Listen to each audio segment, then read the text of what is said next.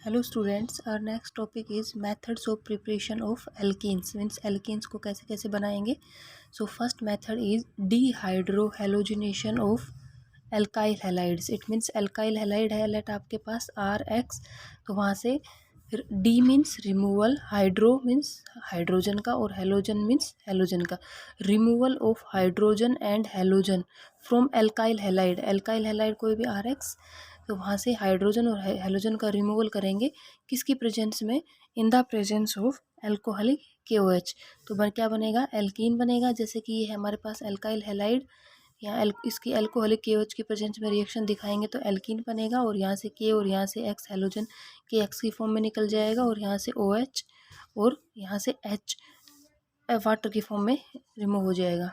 ठीक है, अगर हम लें for example alkyl halide this CH3CH2Cl, alcoholic KOH के साथ रिएक्शन दिखाएंगे तो क्या बनेगा, K यहाँ से Cl यहाँ से KCl की फॉर्म में निकल जाएगा, और H यहाँ से और OH यहाँ से H2 वाटर की फॉर्म में, और ये बच गया CH2 double bond CH2 alkene, that is ethane. ठीक है, तो ये था method of preparation of alkene from alkyl halide by dehydrohalogenation. अब इसका मैकेनिज्म देखते हैं। देखो, ये है हमारे पास एल्काइल हैलाइड RX, ये लेट हमारे पास है अल्फा कार्बन, ये है बीटा कार्बन और ये बीटा हाइड्रोजन।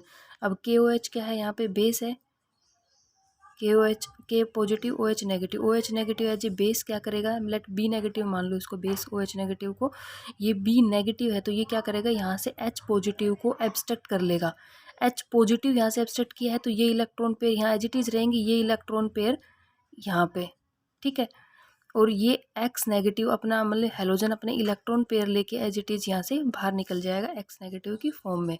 ठीक है, तो ये क्या बना, ये यहाँ ये बॉन्ड ब्रेक हो गया यहाँ से, क्योंकि H यहाँ से चला गया और ये इलेक्ट्रॉन पेयर यहाँ आ गया, तो यहाँ सिंगल बॉन्ड था, एक इलेक्ट्रॉन पेयर आया, डबल बॉन्ड हो गया, कार्बन कार्बन डबल बॉन्ड, ये बॉन्ड ब्रेक हो गया बिकॉज ये अपने इलेक्ट्रॉन पेयर लेके X नेगेटिव की फॉर्म में यहाँ से रिमूव हो गया। तो क्या बना ये alkene.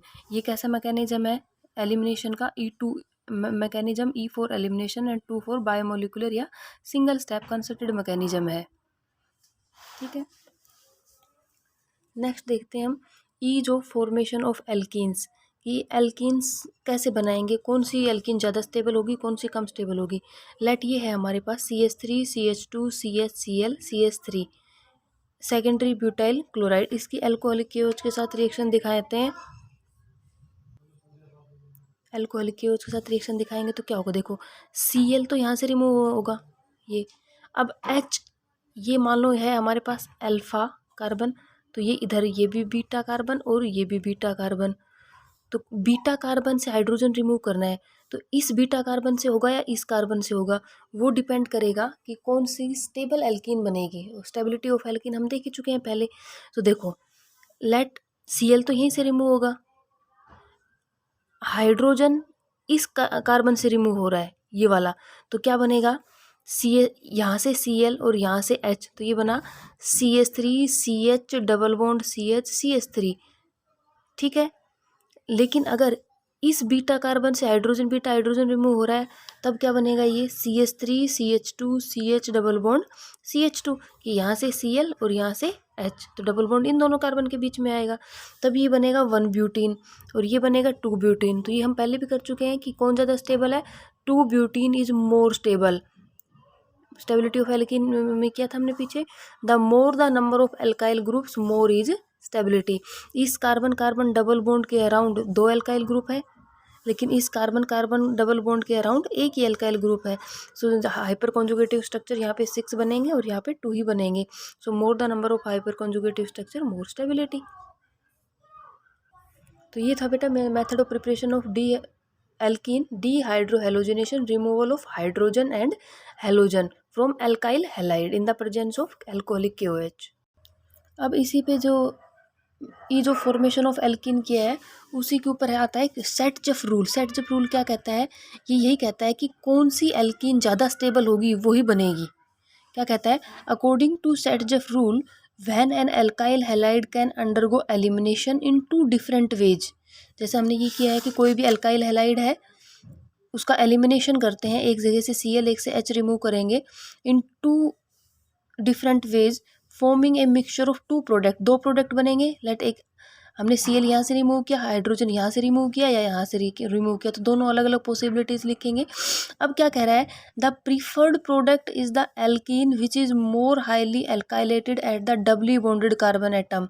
Preferred product it means more stable product, या ज़्यादा प्रोडक्ट कौन सा बनेगा, जो हाईली स्टेबल होगा। और हाईली स्टेबल कौन होगा, जो हाईली एल्काइलेटेड होगा। ये पीछे स्टेबिलिटी में किया हमने, वही बात है सेम, ठीक है। तो क्या कह रहा है सेटजप रूल, क्या कह रहा है कि जो हाईली एल्काइलेटेड होगा, जो मोर स्टेबल प्रोडक्ट होगा, वही ज़्यादा बनेगा। जैसे कि है हमारे पास CH3 CH2 CH Cl CH3 हम पीछे कर चुके हैं।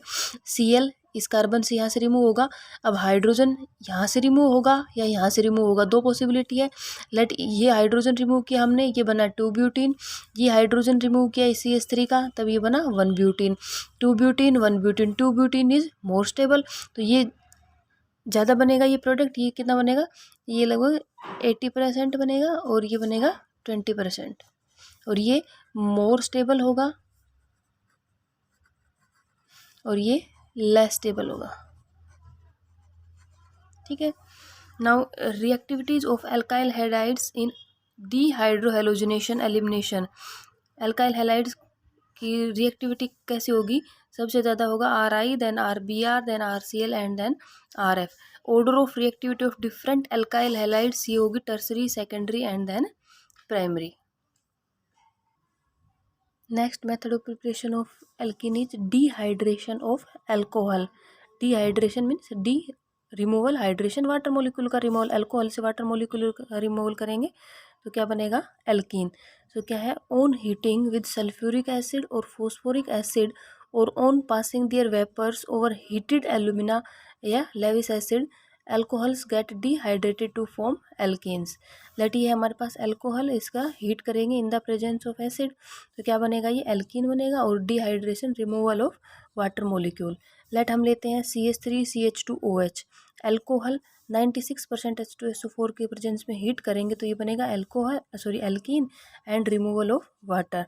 लेट ये लेते हैं हम एल्कोहल, 20% H2SO4 के साथ रिएक्शन दिखाएंगे, ये बनेगा this alkene and removal of water. ये याद करने बेटा आपको। अब देखते हैं इसका मैकेनिज्म, छोटे छोटे मैकेनिज्म है। Dehydration of alcohol is a unimolecular even mechanism. Even elimination means involves 3 steps. Dehydration of alcohol 3 steps में होगा, formation of protonated alcohol, formation of carbocation and formation of alkene. Let हम लेते हैं alcohol लिया हमने, ये क्या है, CH3 CH2OH एल्कोहल। इसका acid let H3O positive acid की प्रेजेंस में इसमें हमने रिएक्शन दिखाई, ठीक है। तो ये क्या करेगा, एसिड H पॉजिटिव डोनेट करेगा, इसने H पॉजिटिव एक्सेप्ट किया, किसने, इस ऑक्सीजन ने, और ये बना दिया इसने प्रोटोनेटेड एल्कोहल। देखो OH तो था यहाँ पे एल्कोहल, एक प्रोटोन और ऐड कर दिया, तो ये क्या बना, प्रोटोनेटेड एल्कोहल। ये है प्रोटोनेटेड एल्कोहल, ऐसे देखो इसको। अब सेकंड स्टेप क्या है, फॉर्मेशन ऑफ कार्बोकेटायन। ये है प्रोटोनेटेड एल्कोहल, अब ये इस पे पॉजिटिव चार्ज है, ये इलेक्ट्रॉन पेयर लेके यहाँ से बाहर निकल गया, इस बॉन्ड का ये इलेक्ट्रॉन पेयर पॉजिटिव था, इलेक्ट्रॉन पेयर लेकर आया नेगेटिव, तो न्यूट्रल फॉर्म में क्या H2 निकल गया। अब यहाँ से ये इलेक्ट्रॉन पेयर लेके चला गया, तो इस कार्बन पे पॉजिटिव चार्ज, समझ आ रहा है, इस कार्बन पे पॉजिटिव चार्ज, तो ये क्या बना, कार्बोकेटायन। तो सेकंड स्टेप क्या था, formation of carbocation. Now third step है formation of alkene.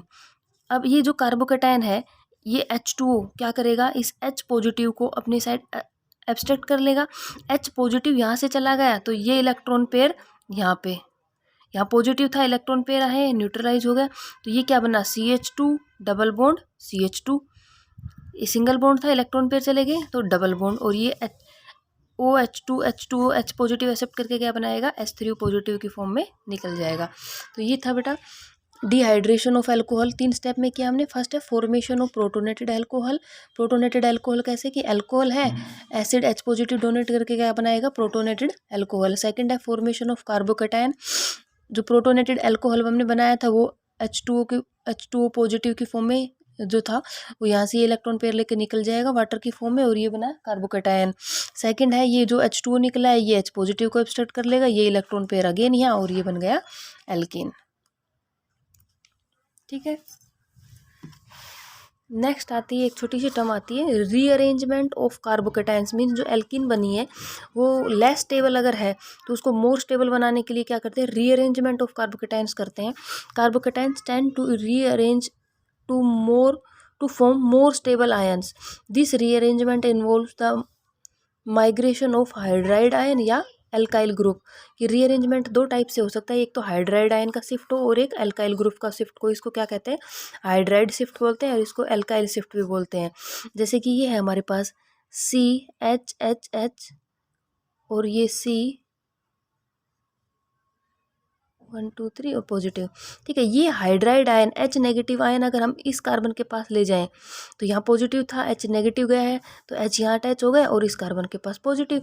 It means ये हाइड्राइड आयन हमने यहाँ से यहाँ शिफ्ट कर दिया तो इसको कहते हैं हाइड्राइड शिफ्ट। ये एक कार्बन से दूसरे कार्बन एडजेसेंट कार्बन पे हुआ है तो इसको कहेंगे 1 2 हाइड्राइड शिफ्ट। ठीक है, ऐसे ये एल्काइल ग्रुप है। ये एल्काइल ग्रुप अगर हम यहाँ से इस कार्बन के पास शिफ्ट कर दें तो यहाँ पॉजिटिव चार्ज था, एल्काइल ग्रुप गया यहाँ से तो नेगेटिव न्यूट्रलाइज हो गया और इस पे पॉजिटिव, तो ये बना एल्काइल शिफ्ट। ठीक है, देखो इस एग्जांपल से आपको समझ आ जाएगा। लेट ये है हमारे पास CH3 CH2 CH2 CH2 positive. ये क्या है बेटा, कार्बोकेटायन है प्राइमरी। अगर हम इस हाइड्राइड आयन को यहाँ शिफ्ट कर दें तो यहाँ पॉजिटिव और ये बन गया CH3, ऐसे यहाँ इस पॉजिटिव, तो ये क्या बना, ये बना सेकेंडरी कार्बोकेटायन, की था primary. And secondary carbocation is more stable, ये आप लास्ट ईयर कर चुके हो लास्ट सेम में। तो स्टेबिलिटी के लिए कर रहे हैं ये हाइड्राइड आयन शिफ्ट, किस लिए कर रहे हैं, हाइड्राइड शिफ्ट स्टेबिलिटी के लिए। इसी टाइप से हम एल्काइल शिफ्ट देखें। लेट ये है हमारे पास CH3 CH3 CH positive CH3, ये है सेकेंडरी कार्बोकेटायन। अगर हम ये CH3 ग्रुप एल्काइल ग्रुप ही यहाँ शिफ्ट कर दें तो ये क्या हुआ, CH3 एज इट इज़ और ये CH और ये CH3 इस कार्बन से इस कार्बन पे शिफ्ट हो गया, यहाँ से यहाँ शिफ्ट कर दिया CH3, तो पॉजिटिव चार्ज जिससे गया उसके ऊपर पॉजिटिव चार्ज आएगा, तो इसके ऊपर कार्बन पे पॉजिटिव चार्ज, इट मीन्स ये कार्बोकेटायन बना। देखो यहाँ था ये सेकेंडरी कार्बोकेटायन, अब हो गया ये tertiary carbocation 1 2 3 tertiary carbocation. So this is more stable. तो एल्काइल और हाइड्राइड शिफ्ट किस लिए करते हैं हम, स्टेबिलिटी को इंक्रीज करने के लिए।